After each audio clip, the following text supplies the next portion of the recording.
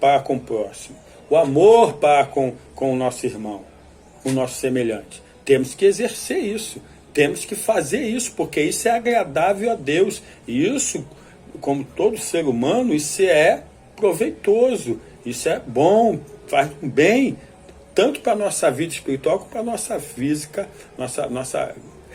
nosso corpo físico, nossa mente e tudo. É muito bom. Deus abençoa. E o que Deus quer ver são as boas obras. Não que ninguém vai ser salvo pelas boas obras, mas por sermos salvos que nós temos que fazer boas obras.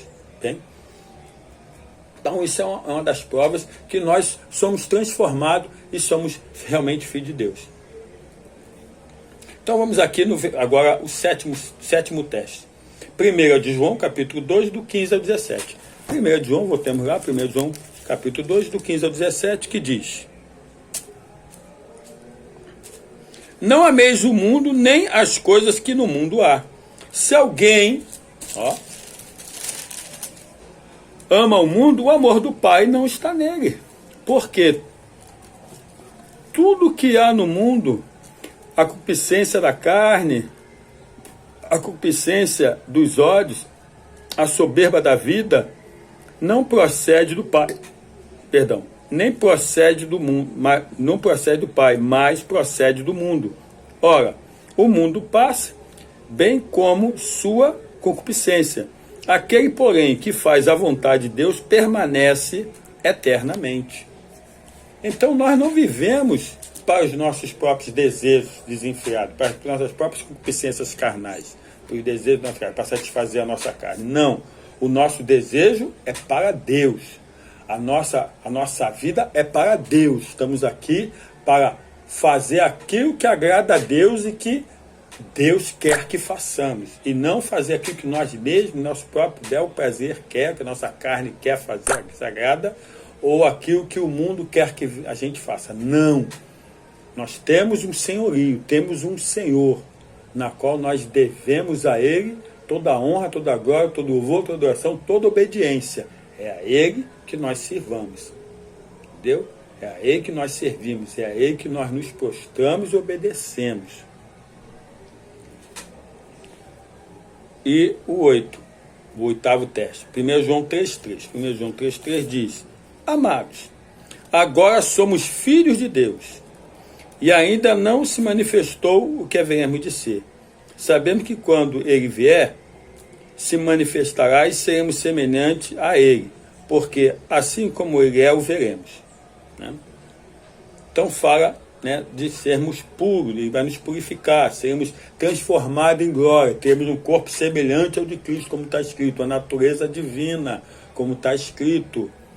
Seremos arrebatados, seremos reis e sacerdotes, faremos parte da família real de Deus. É uma coisa maravilhosa. Algo que a nossa mente não tem como imaginar como será isso. De que forma isso acontecerá, nós sabemos, pelo poder do Espírito Santo, poder de Deus.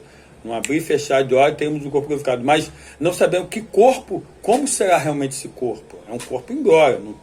A palavra em glória é saber, imagina poder, luz, força, glória, mas nós não temos ainda, né, a visão disso. Só quando nós realmente estivermos, né, portando esse corpo, né, estivermos já, se Deus quiser, na glória, conhecendo já arrebatado, aí nós vamos saber como somos.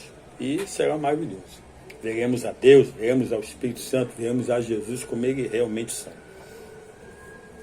Então aqui, e o cristão verdadeiro se purifica. Nós nos purificamos em Cristo, na palavra, que é o verbo, né? Então é na palavra de Deus, na obediência a Cristo, na submissão às autoridades constituídas por Deus na igreja e também constituída por Deus no mundo. Nós temos que estar sujeitos. Só não podemos obedecer, como diz Pedro, né, aquilo que contradiz a palavra, porque é melhor obedecer a Deus do que o homem. Então, aquilo que contradiz a palavra de Deus, que o homem vem a ditar, a regra, colocar como lei, não podemos obedecer. Fora disso, nós não podemos colocar nenhum obstáculo. O nono teste, que diz em 1 João 3, do 4 ao 6, então vamos ler aqui, do versículo 4 em diante, até o 6, que diz: todo aquele que pratica o pecado também transgride a lei, porque o pecado é transgressão da lei. Sabeis também que ele se manifestou para tirar os pecados, e nele não existe pecado. Todo aquele que permanece nele não vive pecando. Todo aquele que vive pecando não o viu nem o conheceu. Então, nós pecamos, mas não vivemos pecando, que é a iniquidade. Não vivemos em iniquidade.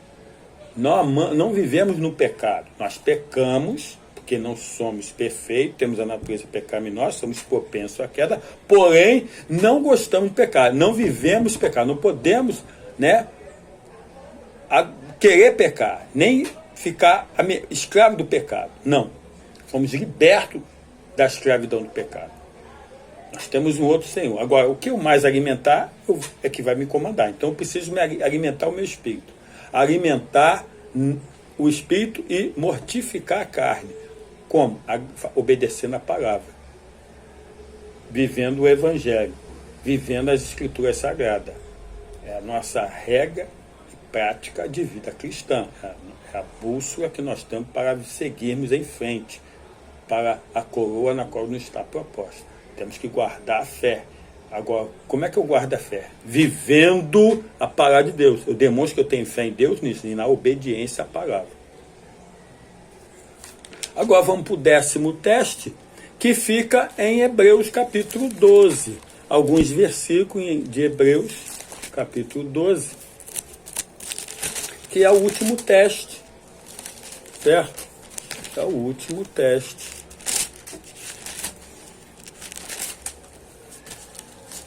Hebreus 12, estamos aqui em Hebreus 9, 11, 12. 12, versículo 1 ao 7, que já diz assim, veja.